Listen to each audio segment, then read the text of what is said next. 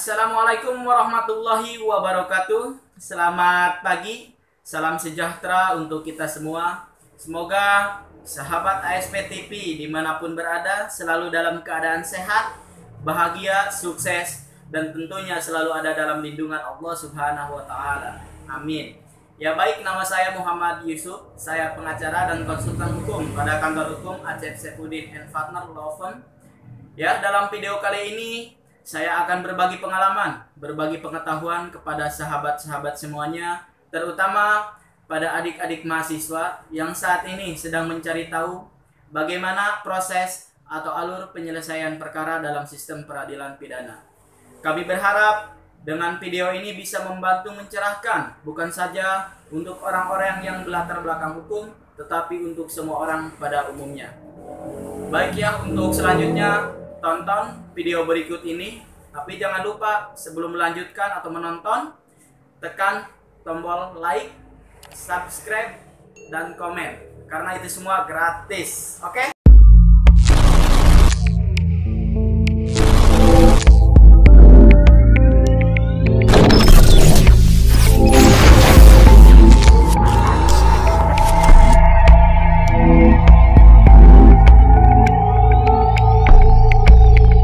Sahabat ASP TV, langsung saja saya akan menyampaikan bagaimana proses atau alur penyelesaian perkara dalam sistem peradilan pidana. Saya akan sampaikan secara sederhana saja agar bisa dan mudah dipahami oleh semua masyarakat ya, atau semua orang. Pertama yaitu ada proses penyelidikan. Proses penyelidikan ini proses awal yang dilakukan oleh pihak kepolisian, di mana penyelidikan ini untuk menentukan perbuatan tersebut merupakan perbuatan pidana atau bukan. Ya, bagaimana caranya? Saya akan contohkan. Di sebuah rumah kosong ditemukan orang dalam keadaan tergantung. Nanti pihak kepolisian itu akan datang ke rumah tersebut dan melakukan penyelidikan. Apakah orang tersebut mati karena tergantung, atau karena menggantung dirinya sendiri, atau karena digantung oleh orang lain. Kalau orang tersebut mati karena digantung oleh orang lain, berarti di situ sudah terjadi ada peristiwa perbuatan pidana dan prosesnya itu harus ditingkatkan ke tahap proses penyidikan. Tetapi kalau orang tersebut mati karena menggantung dirinya sendiri, maka prosesnya tidak bisa ditingkatkan kepada proses penyidikan ya. Jadi itu prosesnya harus diselesaikan karena bukan merupakan perbuatan pidana. Ini saya akan berbicara bahwa orang tersebut mati karena digantung oleh orang lain. Di situ sudah terjadi pembunuhan dan merupakan suatu peristiwa pidana. Maka prosesnya harus ditingkatkan kepada proses penyidikan. Proses penyidikan ini ya sebagaimana dalam pasal 1 butir 2 KUHP, serangkaian tindakan penyidik untuk menemukan bukti, membuat terang perkaranya, serta menemukan tersangka. Penyidikan ini merupakan ya sebuah rangkaian di mana harus ditentukan dulu alat buktinya, membuat terang perkaranya, dan tersangka merupakan ujung tujuan daripada penyidikan tersebut. Ketika penyidikan ini sudah dianggap lengkap, maka penyidik akan melimpahkan berkas perkara tersebut kepada penuntut umum untuk dilakukan penuntutan. Tetapi sebelum melakukan penuntutan, penuntut umum akan memeriksa kembali nih berkas dari penyidik tersebut. Apakah berkas tersebut sudah dianggap lengkap apa belum? Nah, jika setelah diperiksa bahwa berkas perkara tersebut belum lengkap, maka penuntut umum akan mengembalikan kepada penyidik untuk segera dilengkapi. Nah, konsep ini merupakan ya bentuk pengawasan daripada penuntut umum, dan konsep ini merupakan pra penuntutan, di mana konsep ini merupakan checks and balance juga antara penuntut umum dengan penyidik agar semua proses tidak melanggar suatu peraturan perundang-undangan. Nah, ketika berkas perkara tersebut sudah dianggap lengkap, maka penuntut umum berdasarkan pasal 139 dan 140 KUHP harus segera membentuk surat dakwaan. Nah, surat dakwaan ini mentransformasi dari BAP yang begitu rumit ya untuk menjadi surat dakwaan. Nah, ketika surat dakwaan sudah dibentuk, maka penuntut umum harus segera melimpahkan berkas perkara tersebut kepada pengadilan untuk dilakukan pemeriksaan. dakwaan juga ini bermacam-macam dakwaan ya. Nanti kita bisa bahas di video selanjutnya, atau sahabat-sahabat bisa mempelajari sendiri terkait macam-macam dakwaan tersebut. Nah, setelah dakwaan surat dakwaan itu sudah dibuat dan dianggap lengkap, maka penuntut umum melimpahkan berkas perkara tersebut kepada pengadilan. Nah, pengadilan nanti akan meregister perkara tersebut dan akan menentukan hari sidang pertama di pengadilan. Masuk ke agenda pemeriksaan di persidangan, ya. Pemeriksaan persidangan kalau dalam sistem pemeriksaan biasa itu jadi terdakwa itu harus wajib ya, harus dan wajib dihadirkan di persidangan.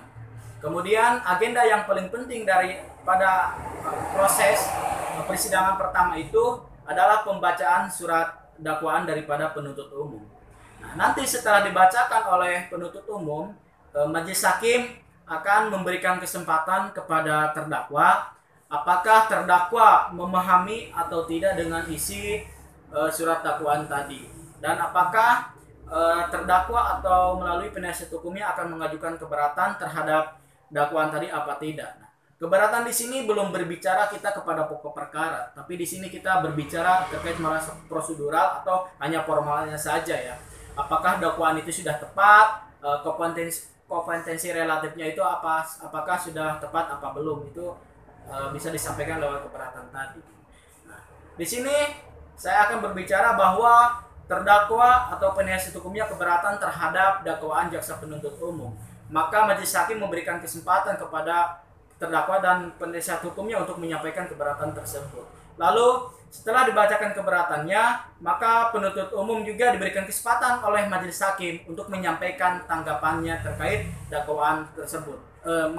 Terkait keberatan tersebut ya.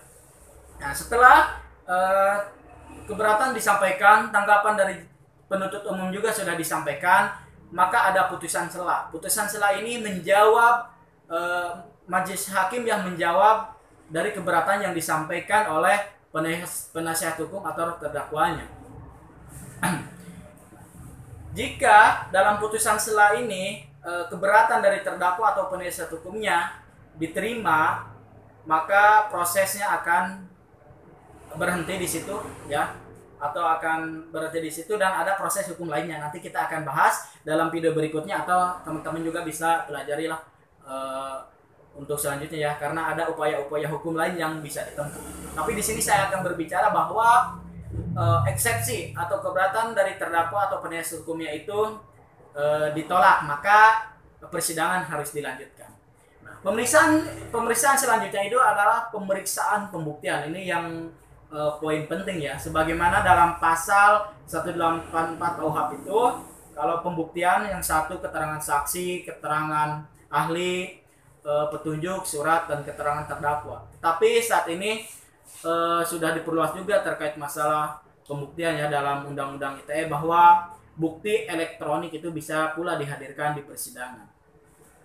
Nah, setelah pemeriksaan saksi serta diakhiri dengan pemeriksaan terdakwa, maka majelis hakim akan memberikan kesempatan kepada jaksa penuntut umum untuk melakukan penuntutan atau membuat surat tuntutan terhadap terdakwa. Nah, ini dakwaan dengan tuntutan ini berbeda ya. Jadi kalau dakwaan itu kan rangkuman daripada BAP, isinya yaitu ya tentang pasal-pasal mana yang sudah dilanggar dan kronologis kejadian yang dilakukan oleh terdakwa tadi. Nah, kalau penuntutan ini, kalau surat tuntutan ini sudah berdasarkan bukti-bukti ya dari hasil persidangan tadi, dan sudah ada ancamannya juga untuk terdakwa. Setelah surat tuntutan itu dibuat dan akan dibacakan di persidangan lagi, nah nanti setelah tuntutan dibacakan, maka nanti majelis hakim akan memberikan kesempatan kembali kepada terdakwa, apakah terdakwa atau melalui penasihat hukumnya akan mengajukan pembelaan atau tidak, akan mengajukan pledoi. Nah, ini mengajukan pledoi ini tidak wajib ya, tapi ini hak terdakwa. untuk intinya untuk meminta keringanan kepada majelis hakim agar putusannya lebih ringan daripada tuntutan jaksa penuntut umum. Nanti penasihat hukum itu akan membuat pledoi tersebut, ya, apakah terdakwa itu tidak bersalah atau adakah alasan-alasan penghapusan pidana, kan, yang pada dasarnya agar majelis hakim memutus atau lebih ringan daripada tuntutan jaksa penuntut umum tadi. Setelah dibacakan pledoi tadi, maka ada replik dari penuntut umum dan duplik dari penasihat hukum. Jadi jawab menjawab, ya. Setelah jawab menjawab selesai, maka majelis hakim akan menanyakan kembali apakah ada tanggapan atau tidak. Nah, jika tidak ada tanggapan, maka majelis hakim akan menutup pemeriksaan persidangan tadi, dan majelis hakim akan mengadakan musyawarah dengan majelis dengan hakim anggota, ya, untuk menentukan putusan pemidanaan ini, untuk membacakan putusan di agenda selanjutnya. Nah, putusan ini ada 3 jenis, ya. Ada putusan pemidanaan, ada putusan bebas, dan ada putusan lepas. Kalau putusan pemidanaan ini jadi dia itu terbukti telah melakukan suatu perbuatan pidana, dan ini nanti bisa banding, gitu kan. Nah, tapi kalau misalkan untuk putusan lepas ini dia terbukti tetapi dia bukan melakukan perbuatan pidana. Kalau untuk putusan bebas, dia tidak terbukti melakukan perbuatan pidana. Nanti setelah putusan jadi, maka majelis hakim akan membacakan putusan tersebut. Nah, saya di sini akan berbicara bahwa majelis hakim membacakan putusan tersebut dan menyatakan bahwa si terdakwa tadi bersalah melakukan suatu tindak pidana. Dan nanti akan diberi kesempatannya atau ditanyakan oleh majelis hakim apakah saudara terdakwa menerima dengan putusan tadi atau akan pikir-pikir untuk mengajukan upaya hukum. Jika pemidanaan ini, maka bisa untuk langsung upaya hukum yang banding, itu kan bisa. Tetapi kalau misalkan putusan bebas dan putusan lepas itu tidak banding, tetapi bisanya langsung kasasi, gitu kan. Ya, itu mungkin, ya, proses atau alur penyelesaian dalam sistem peradilan pidana. Ya, kami berharap mudah-mudahan dengan video ini bisa membantu mencerahkan untuk semua orang, ya, bukan saja yang tadi untuk orang-orang yang berlatar belakang hukum, tetapi untuk semua orang bisa memahami terkait masalah hukum. Apabila pendapatnya ada yang bertentangan atau ada saran, ya, buat kita, atau ada pertanyaan-pertanyaannya yang lain, boleh sama sahabat-sahabat tulis di kolom komentar di bawah ini. Tapi ingat, jangan lupa untuk like, subscribe, dan komen, karena itu gratis semua loh, ya. Jadi biar tidak ketinggalan, nanti kita akan update terus nih informasi-informasi hukum di channel ASV TV ini. Oke, demikian yang saya bisa sampaikan. Kurang dan lebihnya mohon maaf. Assalamualaikum warahmatullahi wabarakatuh.